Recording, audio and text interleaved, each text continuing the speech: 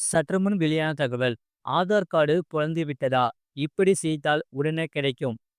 அத பத்தி தான் பார்க்க போறோம். நீங்க நம்ம சேனல சப்ஸ்கிரைப் பண்ணாம இருந்தீங்கன்னா, மறக்காம லைக் பண்ணிக்கோங்க. சப்ஸ்கிரைப் பண்ணிக்கோங்க. மற்றவர்களுக்கு தெரியப்படுத்தவும் ஷேர் பண்ணுங்க.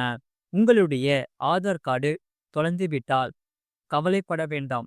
வீட்டில் இருந்தபடியே மிக எளிதாக வாங்கலாம்.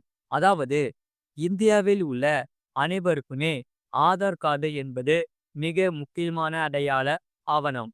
வங்கி சேவை முதல் அரசு திட்டங்கள் வரை எல்லா இடங்களிலும் ஆதார் கார்டு தேவைப்படுகிறது. ஆனால் உங்கள் ஆதார் அட்டை எங்காவது தொலைந்துவிட்டால் பிரச்சனைதான். அதுவும் ஆதார் நம்பரை நீங்கள் நினைவில் வைத்திருக்கவில்லை என்றால் கவலைப்பட தேவையில்லை. ஏனெனில் நீங்கள் வீட்டில் இருந்தபடியே மிக எளிதாக நீங்கள் ஆதார் கார்டை பதிவிறக்கம் செய்யலாம். பொதுமக்களின் வசதிக்காக இந்திய தனித்துவ அடையாள ஆணையம் UIDAI ஒரு சேவையை தொடங்கியுள்ளது. இதன் மூலம் ஆதார் எண் அல்லது பதிவு ஐடி இல்லாவிட்டாலும் ஆதாரை மீண்டும் பெற முடியும். இதற்கு உங்களிடம் பதிவு செய்யப்பட்ட மொபைல் எண் அல்லது மின்னஞ்சல் இருக்க வேண்டும். மீண்டும் ஆதாரை பெறுவது எப்படி? அதாவது முதலில் ஆதார் அமைப்பின் அதிகாரப்பூர்வ வலைத்தளமான www.uidai.government.in என்ற முகவரிக்கு செல்ல வேண்டும். முகப்பு பக்கத்தில் உள்ள மை ஆதார் பகுதிக்கு சென்று retrieve lost or forgotten EID UID என்பதை கிளிக் செய்ய வேண்டும். உடனே உங்கள் பெயர், பதிவு செய்யப்பட்ட மொபைல் எண் மற்றும் மின்னஞ்சல் ஐடியை நிரப்பும் ஒரு படிவம் உங்கள் முன் திறக்கும். கேப்சா குறியீட்டை சரியாக நிரப்பிய பிறகு சென்ட் OTP என்பதை கிளிக் செய்ய வேண்டும். உங்கள் மொபைல் அல்லது மின்னஞ்சலில் OTP நம்பர் வரும். அதை உள்ளிட்டு சரிபார்ப்பை முடிக்க வேண்டும். சரிபார்த்த பிறகு உங்கள் ஆதார் எண் அல்லது பதிவு ஐடி SMS அல்லது மின்னஞ்சல் மூலம் பெறுவீர்கள். இப்போது ஆதார் எண்ணை பெற்ற பிறகு UIDAI இணையதளத்தில் உள்ள டவுன்லோட் ஆதார் பக்கத்திற்கு செல்ல வேண்டும். அடுத்து ஆதார் எண் மற்றும் பிற தேவையான தகவல்களை உள்ளிட வேண்டும். OTP நம்பரை சரிபார்த்த பிறகு ஆதார் PDF-ஐ பதிவிறக்கம் செய்ய வேண்டும். மொபைல் எண் பதிவு செய்யப்படாவிட்டால் என்ன செய்வது? உங்கள் மொபைல் எண் ஆதாருடன் இணைக்கப்படவில்லை என்றாலோ அல்லது மாறியிருந்தாலோ நீங்கள் அருகில் உள்ள ஆதார் சேவை மையத்திற்கு செல்ல வேண்டும்.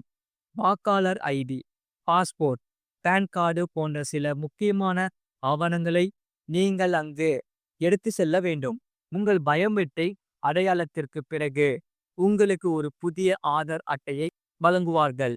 உதவி எண் மேலே கொடுக்கப்பட்டுள்ள முறைகளால் உங்களுக்கு பிரச்சனை தீரவில்லை என்றால் ஆதார் அமைப்பின் கட்டணமில்லா உதவி எண்ணான, அதாவது இந்த நம்பரை நல்லா நோட் பண்ணி வச்சுக்கோங்க.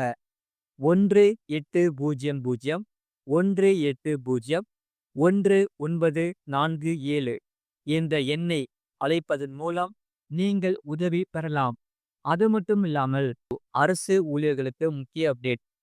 அதை பற்றி தான் பார்க்க போகிறோம். நீங்கள் நம்ம சேனலை சப்ஸ்கிரைப் பண்ணாமல் இருந்தீங்கன்னா மறக்காமல் லைக் பண்ணிக்கோங்க. சப்ஸ்கிரைப் பண்ணிக்கோங்க. மற்றவர்களுக்கு தெரியப்பட்டவங்க ஷேர் பண்ணுங்க.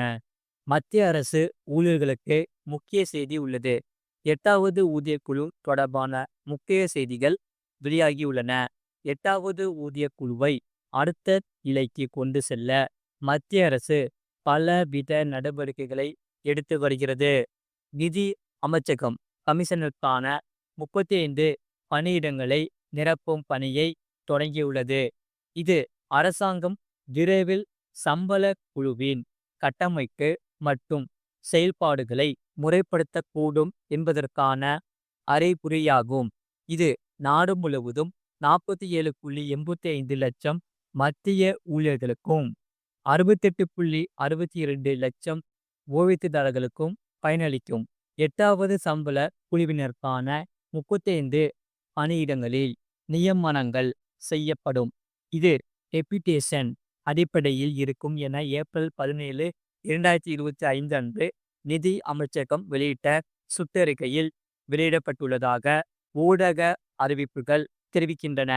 இந்த அதிகாரிகளின் பதவிக்காலம் கமிஷன் உருவாக்கப்பட்ட தேதியிலிருந்து அதன் முடிவு வரை அமலில் இருக்கும்.